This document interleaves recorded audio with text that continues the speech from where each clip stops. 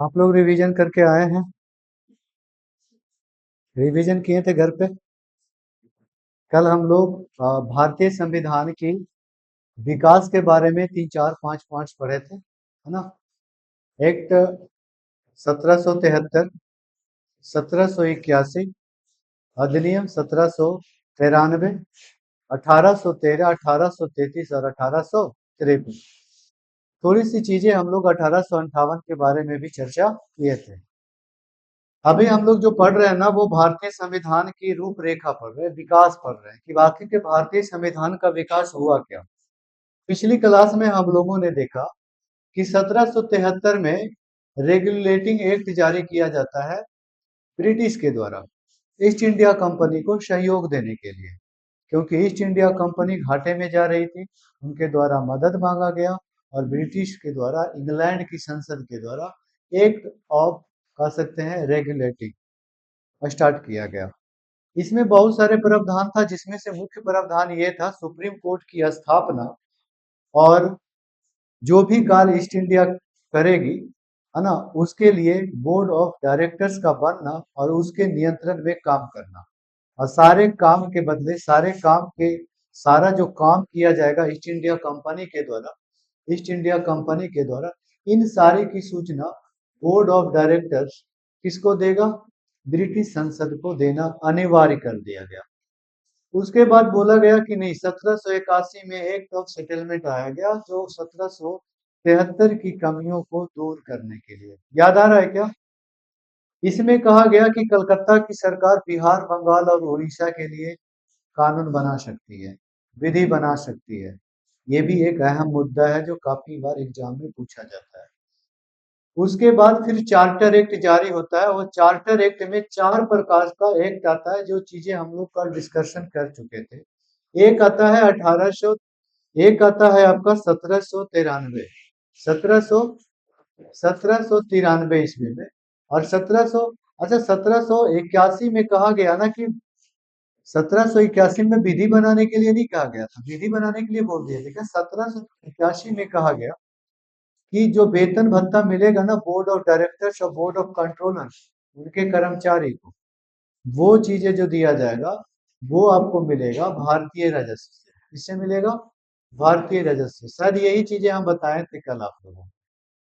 1793 में कहा गया कि कोलकाता की सरकार बिहार, बंगाल और उड़ीसा के लिए विधि बनाएगी। याद रखना है, 1813 में एकाधिकार समाप्त कर दिया गया ईस्ट इंडिया कंपनी को। कल हम लोग ये चीजें देखे थे। साथ में ही एकाधिकार में हम बताए थे कुछ एक्सेप्शनल चीजें हैं जो याद रखना है आप लोगों को, जैसे चाय पे व्यापार सिर्फ ईस्ट इंडिया कंपनी ही कर सकती है। चीन के साथ व्यापार सिर्फ ईस्ट इंडिया कंपनी ही कर सकती है। आपका कर सकते हैं अफीम पर व्यापार सिर्फ ईस्ट इंडिया कंपनी ही कर सकती है, वो चीजें किया गया। और एक हम लोग पढ़े थे 1833 में, 1833 में जो पूर्ण रूप से एकाधिकार को समाप्त कर दिया गया, है ना। इसके बाद एक अधिनियम आया था 1853। 1853 में अधिनियम में ये कहा गया कि जो लोगों को मनोनीत किया जाता है, नॉमिनेट किया जाता है, अब नॉमिनेट नहीं किया जाएगा। नामजदगी के सिद्धांत को समाप्त करके प्रतियोगी परीक्षा जो प्रारंभ किया गया, याद रखना है, चार्टर एक्ट 1853 के तहत। हाँ या नहीं? आज हम लोग स्टार्ट करेंगे 1858 के बारे में। और 1858 बड़ा ही इम्पोर्टेंट चीज है, बड़ा ही इम्पोर्टेंट अधिनियम है। धीरे धीरे हम लोग भारतीय संविधान की ओर बढ़ रहे हैं, देख रहे हैं कि कैसे कैसे करके नियम चेंज होते जा रहा है। और एक समय ऐसा आएगा, भारत शासन अधिनियम, भारतीय स्वतंत्रता अधिनियम 1947, जिसमें ब्रिटिश संसद में 20 धाराएं पेश की जाती है, जिसमें से दो डोमिनिक राज्य के रूप में, एक पाकिस्तान और एक भारत को आजाद कर दिया जाता है। वो चीजें भी हम लोग देखेंगे, कितने तारीख को पेश हुआ, कब सिग्नेचर किया गया, कब स्वीकृति मिली भारत को, वो सारी चीजें के पास हम लोग पहुंचेंगे। अभी हम लोग हैं भारत शासन अधिनियम, भारत भारत शासन अधिनियम, भारत शासन अधिनियम 1858। 1858 भारत शासन अधिनियम 1858 में आपको याद रखना है, 1858 जो जारी किया गया ना, ये 1857 की क्रांति के बाद, ठीक है। याद रखना है, यहाँ पे एक पॉइंट हम ये ऐड करके रखिएगा कि 10 मई 1857 की लड़ाई मेरठ से शुरू हुई थी। आप लोगों को पता है 10 मई को कहां से शुरू हुई? मेरठ से। और ये पूरे भारत में हुआ। पूरे भारत तो नहीं कह सकते हैं, दक्षिण भारत अछूता था, है ना। बहुत सारे जगह पे हुए, बहुत सारे जगह पे नहीं हुए। तो इसको हम लोग ऐसे कर सकते हैं कि 10 मई 1857 की क्रांति जो मेरठ से शुरू हुई थी, ये उत्तर भारत में उत्तर भारत में जो हुआ ना, उत्तर भारत में लगभग क्षेत्र में हुआ, लगभग क्षेत्र में ये हुआ था। और याद रखना है कि ये जो है वो ब्रिटिश संसद ब्रिटिश संसद प्लस ईस्ट इंडिया कंपनी पे बहुत ही गहरा प्रभाव पड़ा, बहुत ही गहरा प्रभाव पड़ा, प्रभाव पड़ा, बहुत ही गहरा प्रभाव पड़ा। इसके बाद से जो भी अधिनियम ब्रिटिश के द्वारा लाया जाता था, उसमें कुछ ना कुछ चीजें ऐसी लाया जाता था जिससे लगे भारत के लोगों को कि नहीं, हमारे लिए लाया गया है। 1858 के बाद, लेकिन 1857 की क्रांति के बाद जब 1858 का अधिनियम आया, तो कुछ निम्न चीजें पेश किया गया। पहली चीज याद रखना है, इनके द्वारा क्या किया गया? मुगल पद मुगल पद की व्यवस्था को समाप्त कर दिया गया।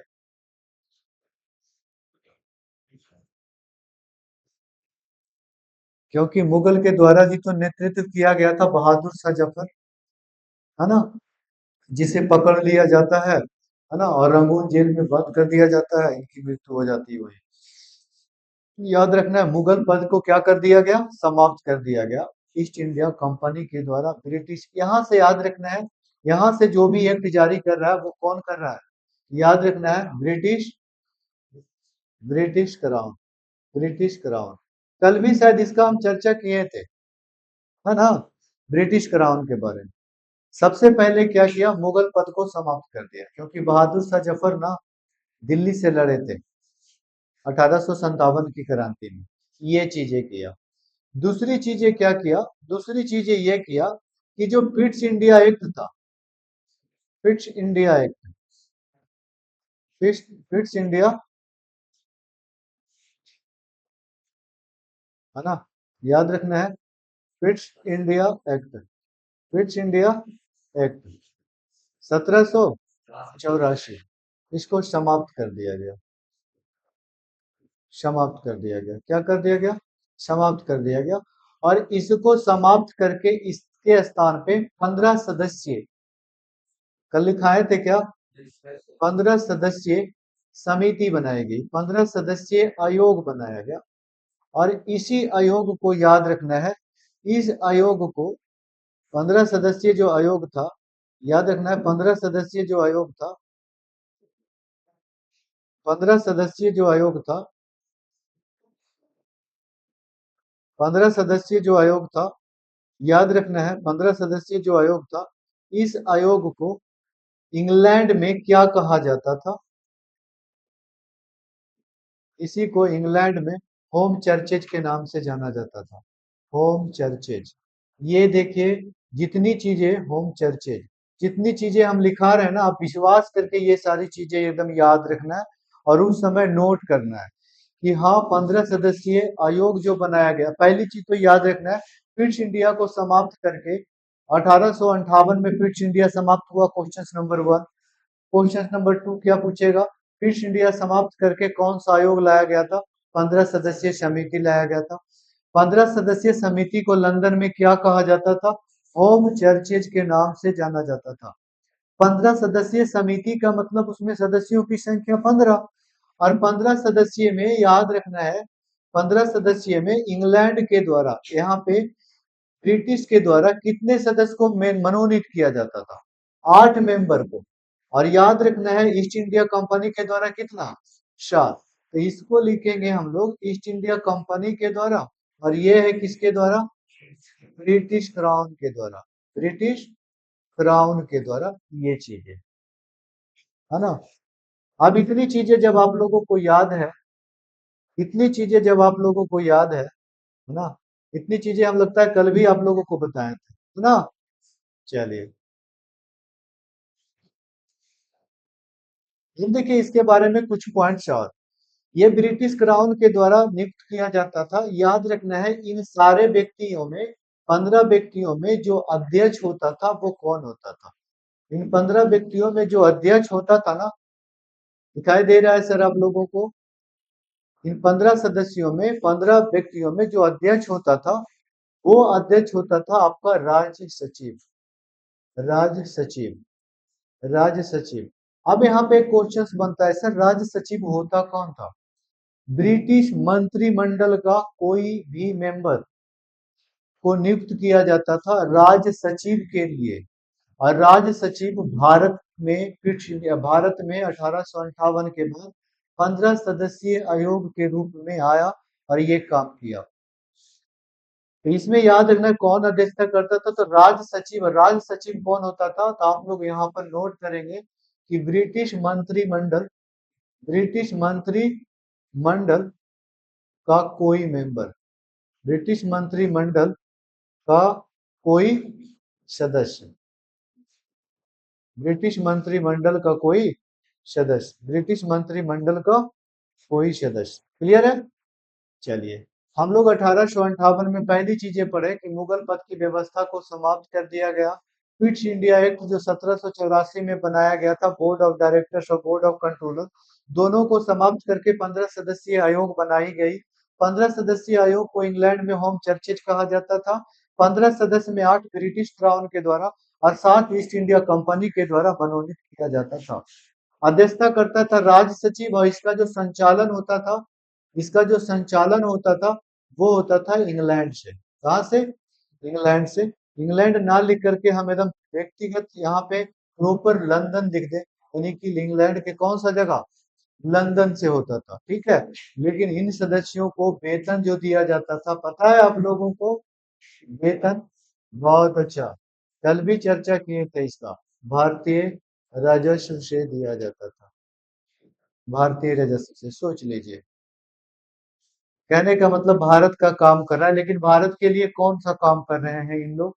कारण कि इनके द्वारा जो लाया जाता था ना, एक प्रकार सा लूटा जाता था। ऐसे नियम में अगर हम आपके लिए कुछ नियम बनावे तो उसमें आपको भी तो फायदा होना चाहिए, भारत के व्यक्तियों को फायदा हो नहीं रहा था।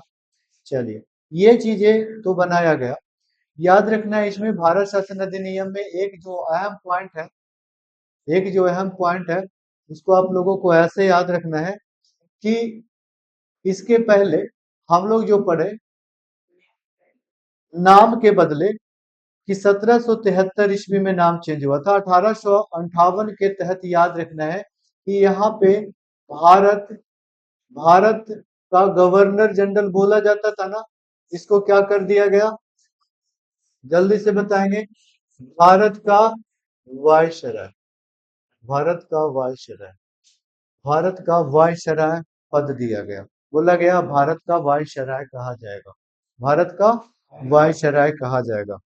थोड़ा सा अगर हम एक पॉइंट और यहाँ पर बढ़ावें, तो आप लोगों को क्या करना है ना, वायसराय के बाद आप लोगों को घर पे एक चीजें बना लेना है, उसको भी जहाँ नोट बनाते होंगे वहां पे नीचे में बना लेना है, नाम से संबंधित कि सर 1773 में बंगाल का बंगाल का जो गवर्नर होता था उसका नाम चेंज करके कर दिया गया था बंगाल का, बंगाल का गवर्नर जनरल। यस। नेक्स्ट हम लोग यहाँ पर याद रखेंगे, नेक्स्ट क्या किया गया था कि 1833 का एक अधिनियम आया था ना, चार्टर एक्ट। और 1833 में कहा गया नहीं, बंगाल का गवर्नर जनरल का भी नाम अब क्या करेंगे? चेंज करेंगे। बंगाल का जो गवर्नर जनरल था इसका कर दिया गया भारत, भारत का गवर्नर जनरल। और अभी जब हम लोग पढ़ रहे हैं तो याद रखना है कि 1858 में क्या किया, भारत का भारत का गवर्नर जनरल का नाम क्या कर दिया गया, वायसराय कर दिया। किसका वायसराय, भारत का वायसराय। इस समय जिस समय भारत का बंगाल का गवर्नर से भारत बंगाल का गवर्नर जनरल किया गया ना, इस समय जो व्यक्ति थे उनका नाम था वारेन हेस्टिंग्स। क्या नाम था, वारेन हेस्टिंग्स था। क्या नाम था, Warren Hastings. Warren Hastings. Hastings पहला बंगाल का गवर्नर जनरल वारेन हेस्टिंग्स। कई बार मिला है आप लोगों को। भारत का पहला governor general William Lord William Bentinck. Bharat का पहला viceroy Lord Canning. Lord Canning. Lord Canning.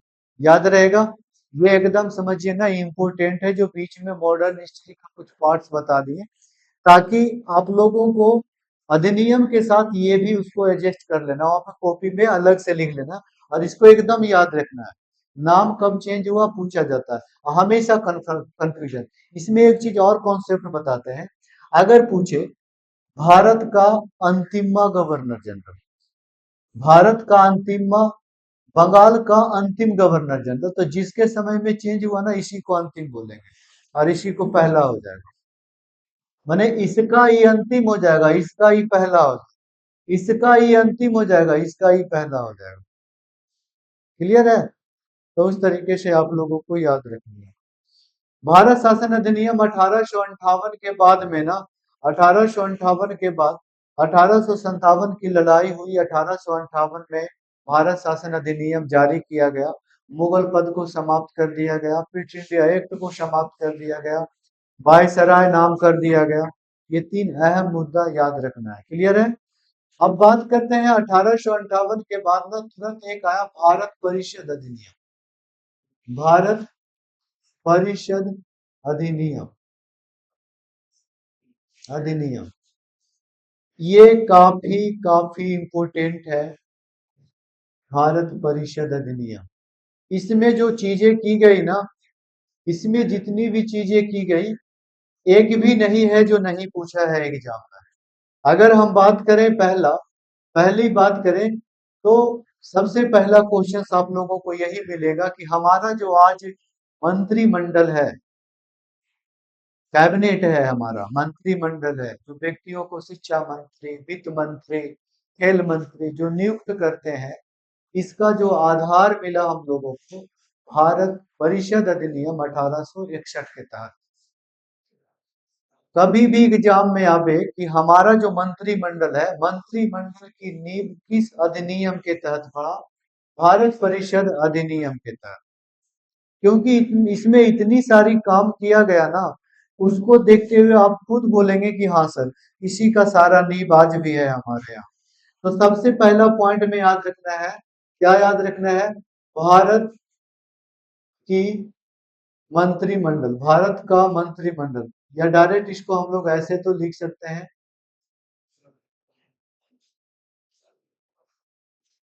Direct इसको हम लोग कर सकते हैं, भारतीय भारतीय मंत्रिमंडल, मंत्रिमंडल की नींव यहीं से पड़ी। भारतीय मंत्रिमंडल की नींव कहाँ से पड़ी, इसी से पड़ी। कैसे कर सकते हैं सर, बताएंगे। एक यहाँ पे याद रखना है आप लोगों को पॉइंट्स की, भारत शासन अधिनियम 1861 नहीं लिखे थे क्या, 1861 भारत शासन अधिनियम 1861 के तहत एक तो मंत्रिमंडल की नींव पड़ा। दूसरा नंबर याद रखना है कि वायसराय, वायसराय की शक्तियों में वृद्धि किया गया, है ना। वायसराय की शक्तियों में, वायसराय की शक्तियों में वृद्धि किया गया। क्या किया गया वृद्धि से, वृद्धि ये किया गया कि अध्यादेश जारी करने का शक्ति दिया गया। अध्या अध्यादेश, अध्यादेश जारी करने की शक्ति दी गई। अध्यादेश अध्यादेश जारी करने की शक्ति मिली और उसका भी 6 माह। कितना मिला? 6 माह के अंदर अध्यादेश जारी कर सकता है। विधान परिषद विधान परिषद जिसे आज हम लोग विधानसभा बोलते हैं, बस समझिए कि वही उस समय था।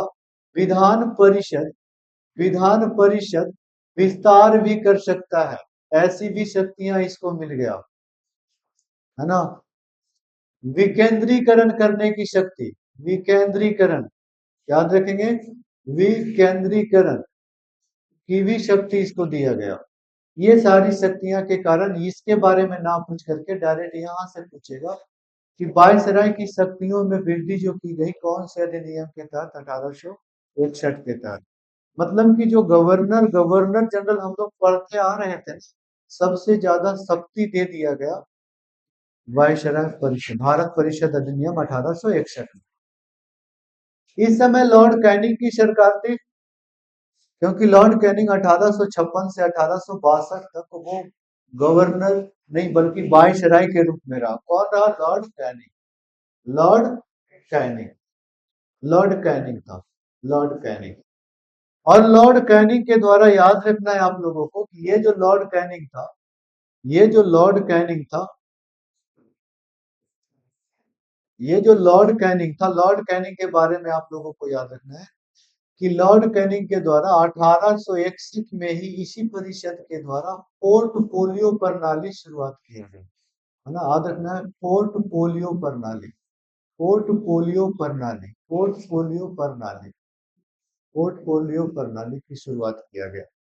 ये पोर्टफोलियो प्रणाली का एक नाम ये और है, या इसको कह सकते हैं द्विविभागीय द्विविभागीय द्विविभागीय सिस्टम लाया, द्विविभागीय प्रणाली की शुरुआत किया गया। क्या एक बार पूछा है, द्विविभागीय प्रणाली कब शुरुआत हुआ? 1861 में। कौन से अधिनियम के द्वारा? भारत परिषद अधिनियम 1861। ये द्विविभागीय इस प्रकार के था कि इसको हम ऐसे याद रख सकते हैं इसके बारे में कि अगर कोई व्यक्ति चाहता है कि हम इसमें क्या किया गया ना, द्विविभागीय प्रणाली, पोर्टफोलियो प्रणाली में एक व्यक्ति को एक क्षेत्र दे दिया गया। किसी को शिक्षा विभाग दे दिया गया, किसी को वित्त विभाग दे दिया गया, किसी को खेल विभाग दे दिया गया।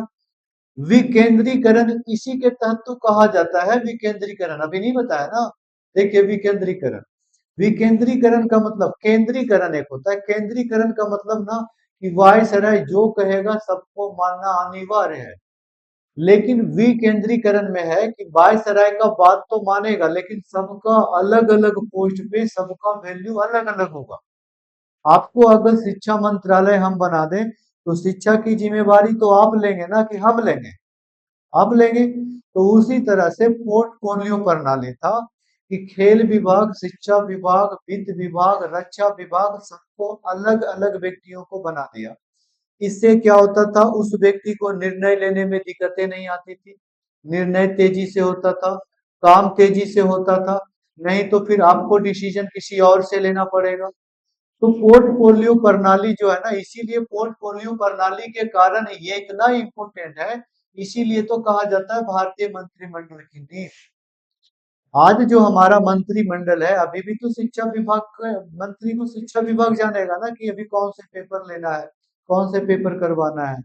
नहीं, एनसीईआरटी में कौन ऐड करना है, कौन हटाता है, सारा शिक्षा विभाग के द्वारा किया जाता है।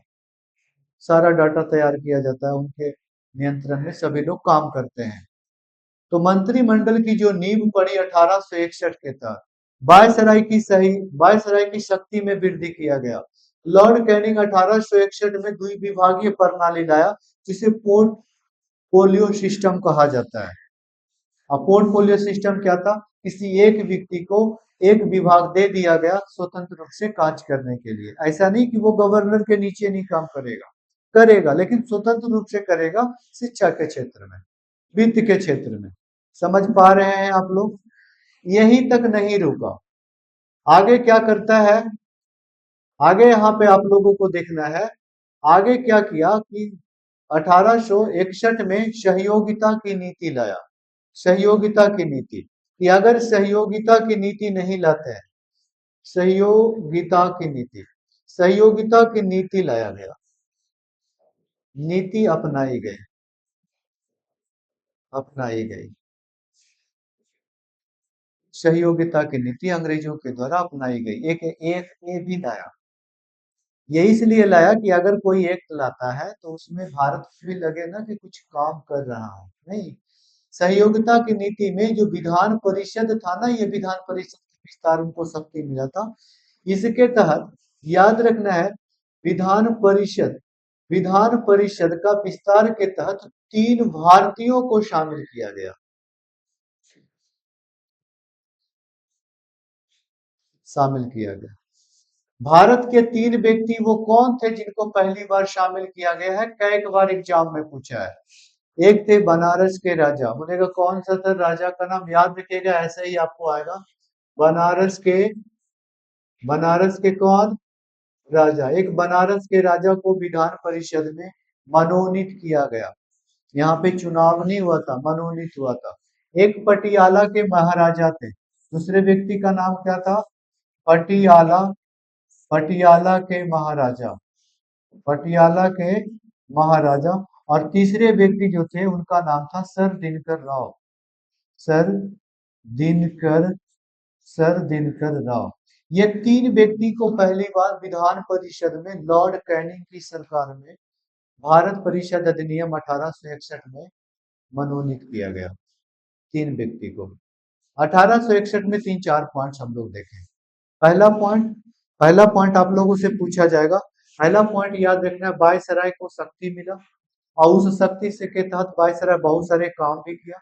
दूसरा, पोर्टफोलियो कभी भी पूछे 1861, कभी भी पूछे मंत्रिमंडल की नींव अभी जो भारत की है कौन से अधिनियम से मिलता जुलता है, 1861, भारत परिषद अधिनियम 1861। अगर आप लोगों को पूछे कि मंत्री, ये विधान परिषद का जो विस्तार हुआ उसमें पहली बार 3 भारतीय कौन से मनोनीत किए गए, तो बनारस के राजा, पटियाला के महाराजा, सर दिनकर राव, बोलेगा तो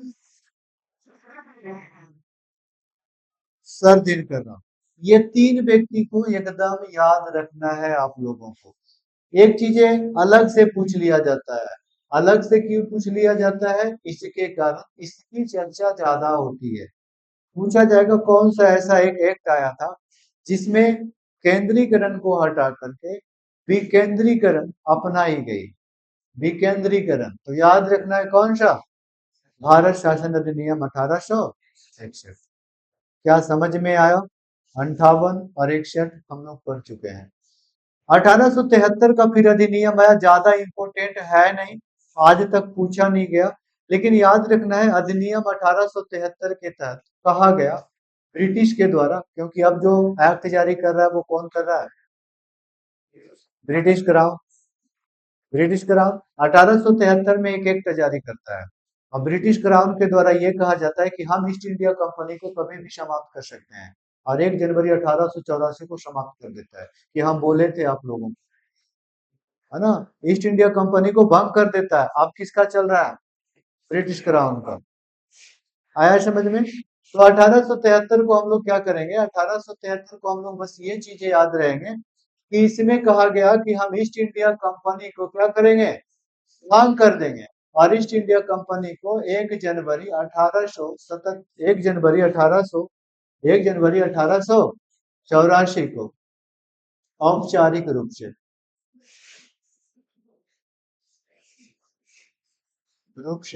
भंग कर दिया गया। फिर आगे आता है एक अधिनियम 1876, ये इतनी बार पूछा गया है, शाही उपाधि अधिनियम 1876।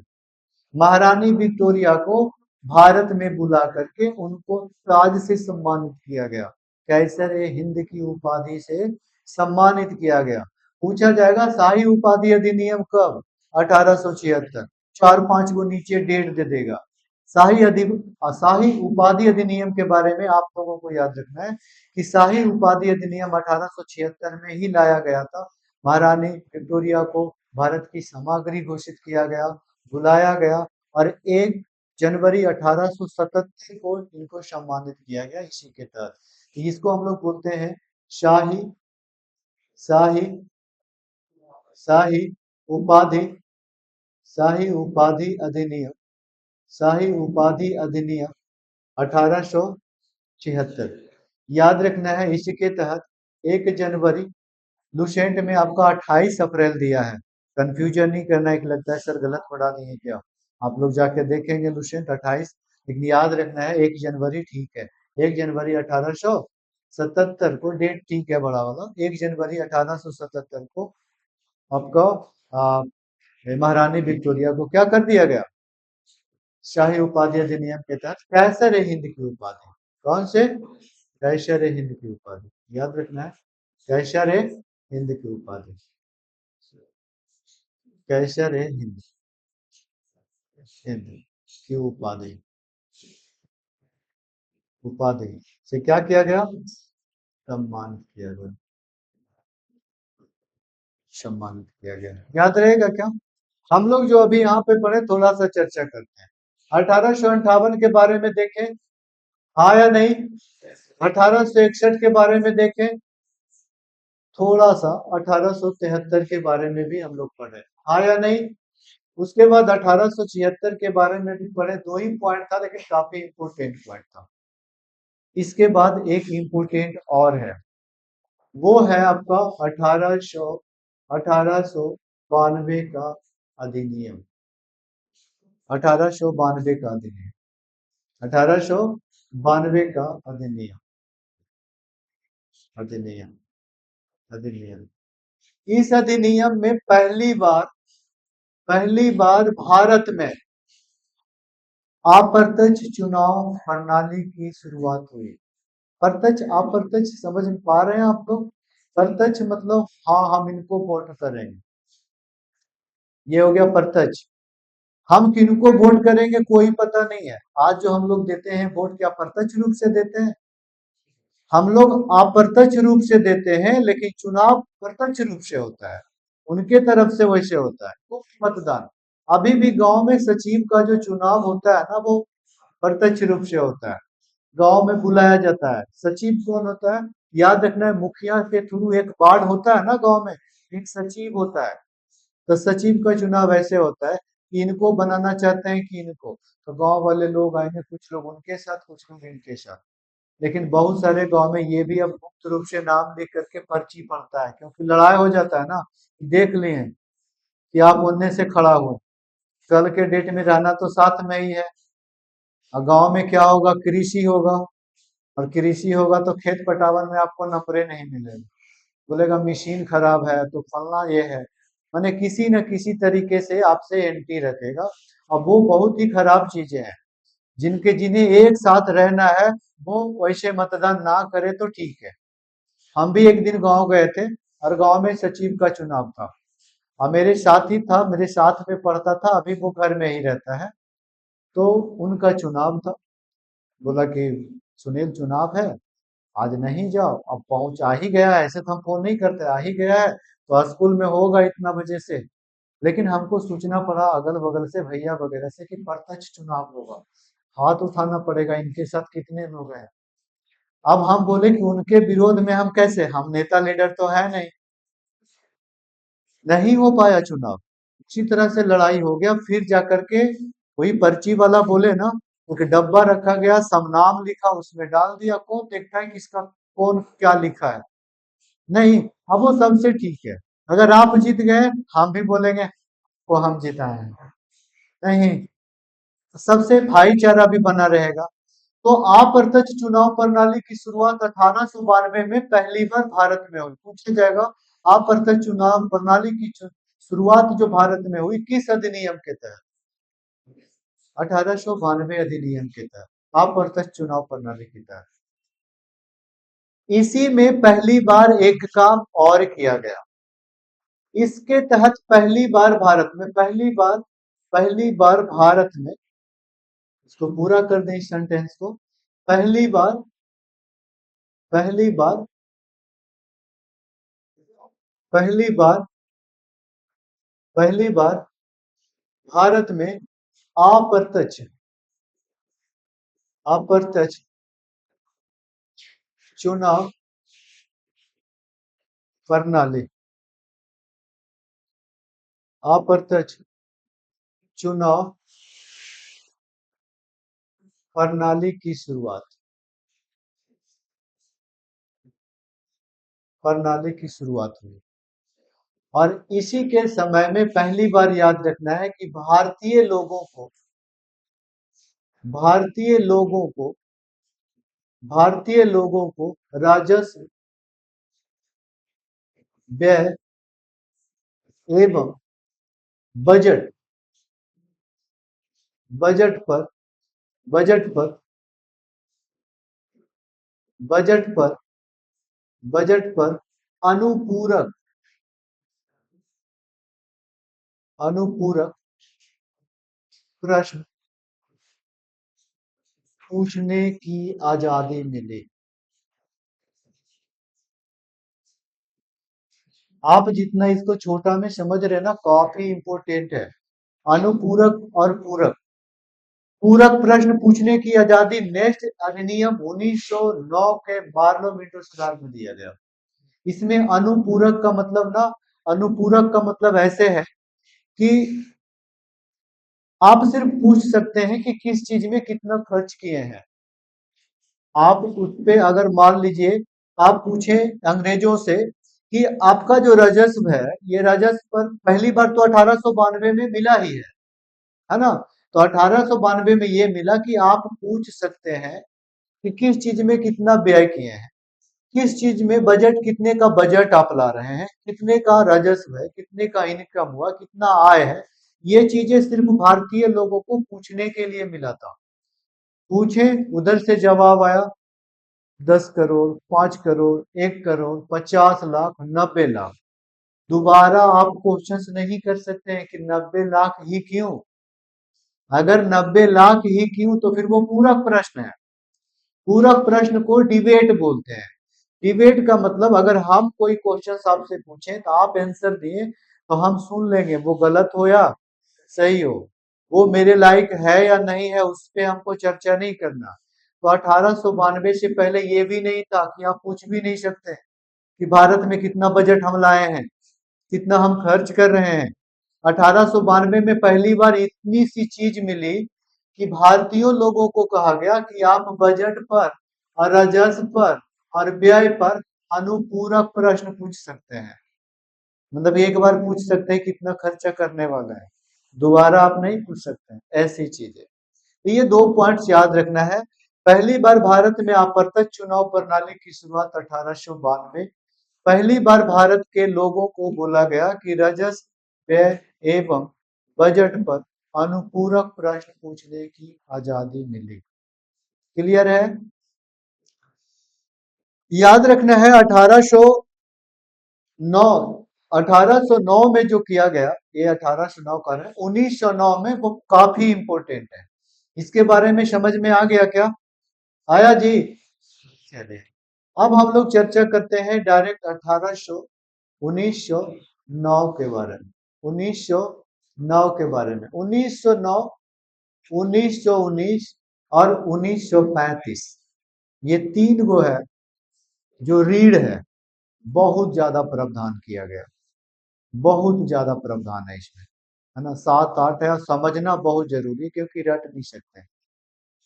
आप लोगों को अगर बात करें 1909 तो आज पढ़ा देंगे आप लोगों को, ज्यादा कुछ है नहीं। 1909 के बारे की बात करें तो 1909 के पीछे बहुत सारी चीजें का, इसका जैसे होता है ना कि आप लोगों से अगर पूछे, आप लोगों से पूछे बक्सर की लड़ाई 22 अक्टूबर 1764 की हुई थी। बक्सर की लड़ाई का मूल ढांचा क्या था, यानी उसको पृष्ठभूमि, मूल ढांचा नहीं सॉरी, पृष्ठभूमि। पृष्ठभूमि का मतलब ना कहां से ये आग सुलगा, नहीं। तो उसको बताने के लिए आप काल कोठरी 1857-82 की लड़ाई से लेके 1965 तक आएंगे। 1909 के बारे में अगर डिटेल्स पढ़ना है तो इसके पहले 1906 में मुस्लिम लीग बनती है, नहीं। इसके पहले आपको याद रखना है 1907 में कांग्रेस अधिवेशन होता है। बहुत सारे चीजों का प्रभाव रहता है, लेकिन आज हम लोग संविधान की चर्चा कर रहे हैं तो 1909 के बारे में आप लोगों को याद रखना है मुख्य मुख्य पॉइंट्स। जितना हम बताएंगे हमें लगता है आप लोगों को समझ में आ जाएगा। पहली बार इसमें 1909, पहली चीज तो 1909 के बारे में थोड़ा सा हम लोग जानते हैं कि 1909 जो है ना, ये है भारतीय भारत भारत अधिनियम, भारत भारत अधिनियम, भारत परिषद अधिनियम 1909, भारत शासन अधिनियम, क्या बोलेंगे, भारत भारत शासन, बिल्कुल, भारत शासन अधिनियम, भारत शासन अधिनियम 1909। 1909 के समय में ना भारत में एक राज्य सचिव का पद होता था। राज्य सचिव आप लोगों से पूछेंगे तो बोलेगा कि सर आप बताएं कहाँ है राज्य सचिव। बताए थे 15 सदस्यीय कमेटी, उसके जो अध्यक्ष होते थे वो किसी ब्रिटिश मंत्रिमंडल का कोई व्यक्ति होता था। वो राज सचिव का नाम था मार्ले। कौन थे? मार्ले थे, लॉर्ड मार्ले, लॉर्ड मार्ले। और इस समय भारत में जो वायसराय, वायसराय वाय वायसराय का जो पद था,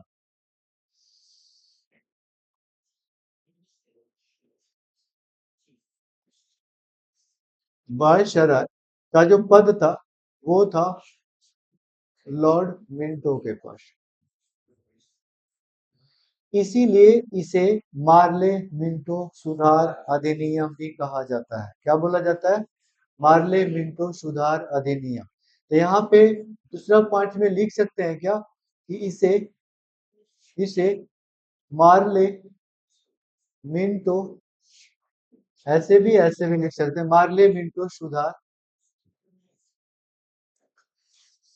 मार्ले मिंटो सुधार अधिनियम के नाम से भी जाना जाता है। मार्ले मिंटो सुधार अधिनियम के, मार्ले मिंटो सुधार अधिनियम के नाम से जानते हैं। कोई दिक्कत है यहाँ तक? नहीं। 1909 में अंग्रेजों ने क्या किया? मुस्लिम लोगों को अलग निर्वाचन मंडल दिया। मुस्लिम लोगों को, मुस्लिम संप्रदाय को पृथक निर्वाचन मंडल की व्यवस्था किस अधिनियम के तहत? 1909 के तहत। 1909 के तहत याद रखना है। इसमें क्या किया गया? मुस्लिम संप्रदाय, मुस्लिम संप्रदाय के लोगों के लिए, मुस्लिम संप्रदाय के, मुस्लिम संप्रदाय को, मुस्लिम संप्रदाय को क्या किया गया? पृथक, पृथक, पृथक निर्वाचन मंडल, पृथक निर्वाचन मंडल की व्यवस्था की गई। पृथक निर्वाचन मंडल, अलग निर्वाचन मंडल दिया गया मुस्लिम लोगों को। अलग निर्वाचन मंडल का मतलब ना कि मुस्लिम लोगों में से कोई खड़ा होंगे और उसको, उनका वोट मुस्लिम लोग ही डालेंगे, हिंदू का उसमें कोई मतलब नहीं है। इसी को बोला जाता है पृथक निर्वाचन मंडल, मुस्लिम को मिला 1909 में। ये पहली बार 1909, 1919 जब पढ़ेंगे एक व्यक्ति को मिला तो सबको फिर मिलेगा नहीं। तो 1919 में अपनी चार संप्रदाय को फिर दिया गया, 1935 में चार संप्रदाय को फिर दिया गया। एकदम अंग्रेज ना सबको बांट दिया, तुम अलग चुनाव लड़ो, तुम अलग चुनाव लड़ो, ताकि हम राज करें। है समझ में? ऐसे देखिएगा, ये पहली बार था जो कि मुस्लिम संप्रदाय के लोगों को पृथक निर्वाचन मंडल की व्यवस्था की गई 1909 में। 1909 में ये चीजें याद रखना, याद रखना है कि 1909 में एक चीज और याद रखना है आप लोगों को, काफी इंपॉर्टेंट है 1909 के बारे में, कि 1909 में एक चीज और ये किया गया था कि पहली बार, पहली बार, पहली बार, पहली बार, पहली बार राज्य सचिव,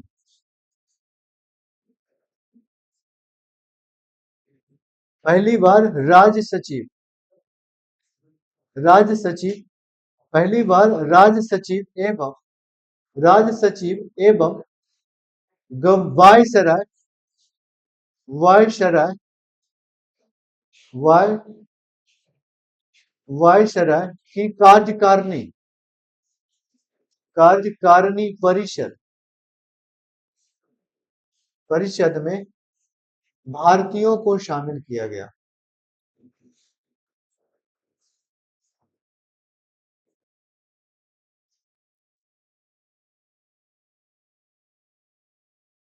भारत के व्यक्तियों को अगर पूछा जाए विधान परिषद में पहली बार जो शामिल किया गया था वो 1861 का परिषद अधिनियम है। बनारस के राजा, पटियाला के महाराजा और सर दिनकर राव। लेकिन भारत के व्यक्तियों को पहली बार राज्य सचिव और वायसराय की कार्यकारिणी, जब हम वायसराय है ना तो मेरी एक कार्यकारिणी परिषद है ना, कार्यकारिणी परिषद, उसमें कोई व्यक्ति नहीं रहेगा, सिर्फ रहेगा इंग्लैंड के व्यक्ति, भारत का कोई व्यक्ति नहीं रहेगा। पहली बार एक एक्ट आता है 1909 में और इसमें राज्य सचिव के रूप में पहली बार दो व्यक्तियों को शामिल किया जाता है। कितनी व्यक्ति को? दो व्यक्तियों को शामिल किया जाता है। दो व्यक्तियों को शामिल किया जाता है। कितने व्यक्ति को शामिल किया जाता है? दो व्यक्ति को शामिल किया जाता है। और वायसराय की कार्यकारिणी परिषद में एक व्यक्ति को शामिल किया जाता है। एक व्यक्ति का नाम था केसी गुप्ता। क्या नाम था? केसी गुप्ता। भारत के पहले व्यक्ति का नाम बताइए जिन्होंने पहली बार राज्य सचिव के पद पे नियुक्त किया गया। केसी गुप्ता। भारत के दूसरे व्यक्ति ये हैं, आपका याद रखना है, हुसैन बिलग्रामी। ठीक है, सैयद हुसैन सैयद हुसैन बिलग्रामी। सैयद हुसैन बिलग्रामी, ये दोनों व्यक्ति का नाम, केसी गुप्ता, सैयद हुसैन बिलग्रामी। और पहली बार वायसराय की जो कार्यकारिणी परिषद होती थी ना, इसमें पहली बार एक व्यक्ति को शामिल किया गया, उनका नाम था सत्येंद्र प्रसाद सिन्हा। सत्येंद्र प्रसाद सिन्हा बोलेगा तो सत्येंद्र सत्येंद्र प्रसाद सत्येंद्र प्रसाद सिन्हा। सत्येंद्र प्रसाद सिन्हा। एक चीज आप लोगों को लग रहा है ना कि इसमें छोड़ दिए हैं, यहाँ पे आप लोग फिल कर लीजिएगा। 1861 का कौन सा था? 1861 का ये था। 1861 में एक प्रावधान ये और था, याद रखना है, कि पहली बार इसमें अंग्रेजों की कार्यकारिणी न्यायपालिका में शामिल किया गया। कहने का मतलब, अगर आप लोग भारतीय हैं, हम इधर 4-5 लोग अंग्रेज हैं, तो आप लोगों के लिए जब कभी भी नियम बनाएंगे, विधि बनाएंगे ना, तो हम लोग बनाएंगे आप लोगों के लिए। लेकिन 1861 में किया गया कि अगर हम कभी भी नियम आप लोगों के लिए बनाते हैं तो आप लोगों में से कोई ना कोई व्यक्ति रहेगा मेरे साथ, तभी हम बनाएंगे, नहीं तो नहीं बनाएंगे। एग्जाम में बुक वाला लैंग्वेज आप लोगों को ये मिलेगा कि पहली बार कार्यकारिणी न्यायपालिका के परिषद में भारतीयों को शामिल करने की प्रवृत्ति कब की गई? 1861 में, है ना। पहली बार कार्यकारिणी परिषद, यानी कि कार्यकारिणी परिषद मतलब कि जो भी काम किया जाएगा उसमें नियम बनाया जाएगा, उसमें 1861 में कहा गया कि भारतीयों को शामिल करना अनिवार्य कर दिया गया, कभी भी इंग्लैंड के व्यक्ति। तो इसको हम लोग लिखेंगे कि पहली बार पहली बार न्यायपालिका पहली बार पहली बार पहली बार भारतीयों को पहली बार भारतीयों को कार्यकारिणी कार्यकारिणी ब्रैकेट में विधि कर लेना है, में शामिल करना शामिल करना शामिल करना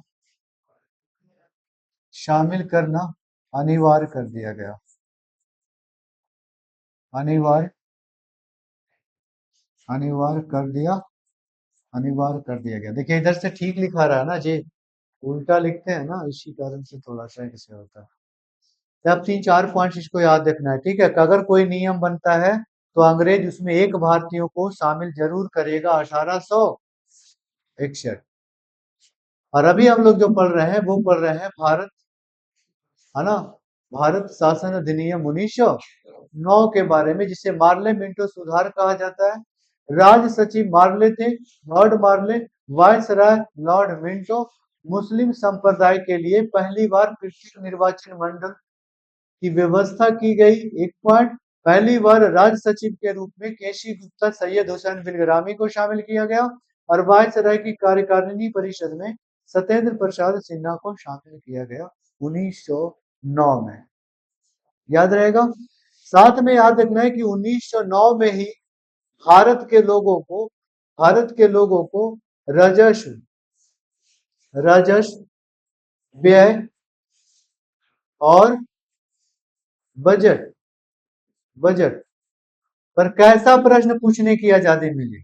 पूरक प्रश्न। अनुपूरक उसमें था ना 1892 में। इसमें क्या होगा? पूरक प्रश्न।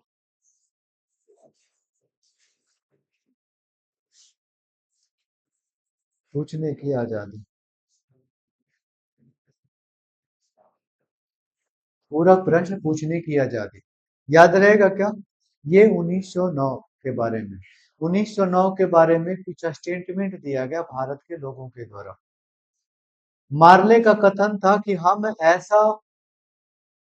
हम नाग के दांत बो रहे हैं। मार्ले कहा था, जो राज सचिव था ना जी, हम ये हम नाग के दांत बो रहे हैं, जो आगे जाके भीषण भारी होगा, मतलब कि आगे जाके बहुत विनाशकारी होगा। लॉर्ड मार्ले के द्वारा कहा गया इस एक्ट के बारे में। क्या?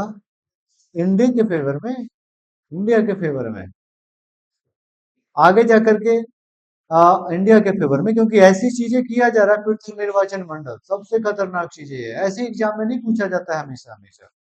आप सोच सकते हैं कि आपके घर में अगर कहीं बंटवारा कोई करवा दे तो सबसे खराब चीज होगा कि नहीं? आप दोनों में लड़ाई, सबसे तो लोग तो जीते हैं ना खुशी के लिए। यहाँ लड़ाई करवा रहे हैं भारत में, बोल रहे हैं कि मुस्लिम लोगों का अलग। अभी मुस्लिम क्या, अल्पसंख्यक को मिलेगा आगे, महिलाओं को दे दिया जाता है। मजदूर को बोलते हैं अलग मजदूर का चुनाव होगा, आगे हम लोग 19 में देखेंगे, 35 में देखेंगे, है ना। तो वो सारी चीजें की जाती है। तो अभी स्टार्टिंग है 1909, पहली बार तक निर्वाचन मंडल की व्यवस्था किसके लिए? मुस्लिमों के लिए। ऐसी चीजें महात्मा गांधी के द्वारा कहा गया सर्वस्व नाश करने वाला है। सर्वस्व नाश करने वाला एक्ट किसे बोला गया 1909 को? किसके द्वारा? महात्मा गांधी के द्वारा। महात्मा गांधी के द्वारा। केसी के एम के एम मुंशी एक व्यक्ति हैं। जब आगे जाके प्रारूप समिति पढ़ेंगे तो उसमें आएंगे। के एम मुंशी कांग्रेस नेता के एकमात्र मेंबर थे, जिसमें 7 मेंबर रहते हैं। अंबेडकर जी की अध्यक्षता में प्रारूप समिति का गठन किया जाता है। एक मात्र व्यक्ति के एम मुंशी थे, कन्हैया मणिकलाल मुंशी पूरा नाम। इनके द्वारा कहा जाता है 1909 के बारे में कि भारत के प्रजातंत्र का गला ही घोट दिया। भारत के प्रजातंत्र का गला ही घोट दिया, ऐसा एक्ट आया है 1909 के बारे में। तो ये चीजें जानने में जितना इंटरेस्ट लग रहा है ना, उससे ज्यादा चीजें पूछा जाता है कि किस एक्ट को महात्मा गांधी सर्वस्व नाश करने वाला एक्ट बोले 1909 को। किस एक्ट के बारे में मार्ले ने कहा था हम नाग के दांत बो रहे हैं? नाग के दांत बोएगा तब ना वो डसेगा, वही दांत बो रहा था। किस एक्ट के बारे में? कन्हैया मणिकलाल मुंशी। के एम मुंशी हमेशा आपको लिखा हुआ मिलेगा, एग्जाम में दे देता है पूरा नाम। के एम मुंशी के द्वारा कहा गया था कि भारत के प्रजातंत्र का गला ही घोट दिया 1909 के बारे में।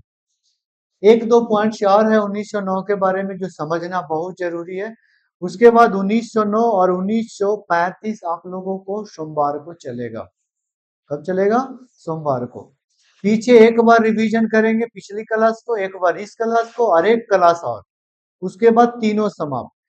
एक्ट के बारे में आप जो तैयारी कर रहा है स्टूडेंट बहुत दिनों से, आप उनसे पूछ लीजिए। एक्ट में ना सिर्फ फैक्ट है, आप लोग देख पा रहे होंगे, सिर्फ याद करने वाला चीज है। लेकिन आप लोगों को ज्यादा दिक्कतें नहीं हुआ होगा इसको याद करने में, समझ में आ गया होगा, है ना। भूख अपने आप में जगह नहीं, हमें सीखना है एग्जाम के लिए ही नहीं। अगर सोचेगा कि नहीं एग्जाम में ये क्वेश्चन पूछता है ये नहीं पूछता है, तब तो फिर दिक्कतें होगी। आप अपने माइंड को इस तरह से रखिए कि नहीं हमें ये सीखना जरूरी है, हमारी जानकारी के लिए। जितना हम सीखेंगे उतना हम तेज होंगे। हम जानेंगे भारत के लोग इधर उधर घूमते क्यों हैं, लोग देखने के लिए कैसा क्या है। आप इससे सारा दुनिया देख सकते हैं, हाँ या नहीं। तो ये चीजें को ना वो चीजें हथियार बनाइए कि नहीं, इसे हम अच्छी तरीके से देखते हैं। अंग्रेज आया तो क्या किया था, कैसे होता है ललाली धुरंधर देखते हैं जाके, क्या क्या चीजें हुआ, कहाँ बम गोली चला। धुरंधर वहां गया था तो कैसे सरवाइव किया था। क्या इन लोग भी मीट खाता होगा, मांस खाता होगा, मांस नहीं लगता था। तो उसी तरह से याद रखना है कि इसको हम लोग उसी तरह से एंजॉय करके पढ़ेंगे। ब्रिटिश ने कैसे कैसे किया, फिर भारत का संविधान कैसे कैसे बना। अगर थोड़ा सा इंटरेस्ट लगेगा वो ज्यादा दिनों तक याद रहेगा। नहीं जी, वो केसी गुप्ता थे, सैयद बिन हुसैन बिलग्रामी थे, सत्येंद्र प्रसाद सिन्हा थे, तब याद होगा। रट्टा मारने से याद कुछ दिनों तक याद रहेगा, फिर याद नहीं होगा। तो इसको आप लोग याद करें। और हमें कोशिश रहेगा कि आप लोग जो उम्मीद से आए हैं कि हमें क्वालिटी अच्छी तरीके से कवर होनी चाहिए, हमें नहीं लगता। हम तो पूरा कोशिश करेंगे, अपना 70% देंगे आप लोगों के सामने। बाकी आप लोग को मेहनत पर कुछ ऐसी चीजें है ना कि जिसे याद भी करना पड़ता है। हम आपको पहले ही क्लास में बताए थे कि अगर पटना जाना है तो सब जगह जीटी रोड नहीं मिलेगा, कचिया से भी गुजरना पड़ेगा, भीड़ से भी गुजरना पड़ेगा, नहीं जी, टोल टैक्स भी देना पड़ेगा। वही चीजें है, कुछ कुछ पॉइंट्स कुछ कुछ जगह पे ऐसा आएगा। अभी से आप लोगों को कोई दिक्कत नहीं होगा। थोड़ा सा हार्ड जब आता है ना, थोड़ा सा हमें लगता है पॉलिटी में हम कहीं आप लोगों को हार्ड लगने नहीं देंगे। 0%। क्लियर है। चल, आप लोगों को बताए थे जो चीजें बताए, जो चीजें आप लोगों को बढ़ाते हैं, बस वो बहु कोई एडिटिंग फिडिटिंग नहीं होता है, वैसे ही रिकॉर्ड कर दिया जाता है। जो पढ़ा रहे हैं वो चीजें हैं। कभी क्लास छूट जाए या कभी हम प्रेजेंट ना हो तो आप लोगों के लिए वो चीजें अवेलेबल हम करवा देंगे, ताकि कोर्स ज्यादा दिनों तक लंबा ना चले। कभी भी 1 दिन 2 दिन अब्सेंट होंगे तब इमरजेंसी में, तो आप लोग सभी लोग जुड़ जाएंगे उससे। सुनील ट्यूटोरियल में आप लोग जुड़े हुए हैं, सभी लोग जुड़े हुए हैं। वीडियो भी जाता होगा।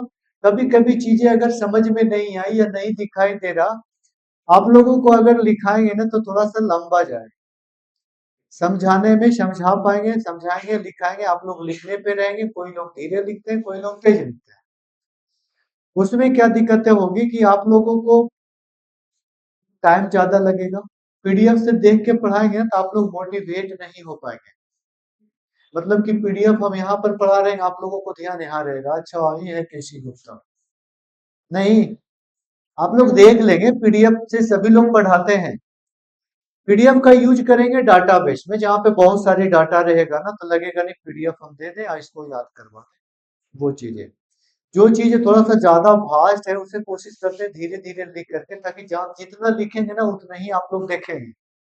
1892 लिखे तो आप लोगों का इमेज सिर्फ 1892 बनेगा, नहीं। उसके बाद क्या चीजें आ रहा है वो धीरे धीरे लिखा जाता है। इसलिए पीपीटी में पता है आप लोगों को, अब ऐसा एक नया चीज आया है, पीपीटी में एक रिमोट होता है। उसको दबाने के बाद सिर्फ 1892 दिखेगा, और फिर वो रिमोट यहाँ से काम करता है। फिर 1892 से एक लाइन आगे लिखा जाएगा, फिर एक लाइन आगे लिखा जाएगा। ऐसा भी वीडियो आप लोगों को मिलता हो, उसमें कुछ अच्छी तरह से समझ में आता है, नहीं। तो धीरे धीरे सब चीजें में किया जा रहा है। आप लोगों को जब वीडियो लोड हो जाता है ना, आप लोग देख लिया कीजिए, कहीं पे समझ में नहीं आता ज्यादा से ज्यादा लोगों को शेयर कीजिए। इसमें जितने ज्यादा लोग रहेंगे, जितने अधिक लोग रहेंगे, उतना मोटिवेशन मिलेगा आपको, हाँ या नहीं। आप लोगों का कंटिन्यू एक दिन और मैच होगा, उसके बाद फिर संविधान सभा से स्टार्ट आप लोगों का हो जाएगा, है ना। ठीक है, आप लोग कॉपी बनाते जाएं और इसको रिवीजन करते जाएं। जैसे ही आप लोगों का एक्ट समाप्त होगा एक क्लास में, एक दिन टेस्ट रखा जाएगा, ताकि आप लोगों को दिखाने के लिए कि हम मेहनत कर रहे हैं। क्लियर है। एक्ट से 100 क्वेश्चंस लाएंगे, सारा क्वेश्चन इसी से रिलेटेड रहेगा। क्लियर है। आप लोगों को लास्ट टाइम में पीडीएफ भी पूरा मिल जाएगा। पीडीएफ है मेरे पास, पूरा पीडीएफ मिल जाएगा जो एक्ट अभी हम आप लोगों को पढ़ाए हैं। क्लियर है। लेकिन उससे पहले आप लोग नोट्स बनाना है अपने हिसाब से, ठीक ना। ठीक है, मिलते हैं नेक्स्ट क्लास में।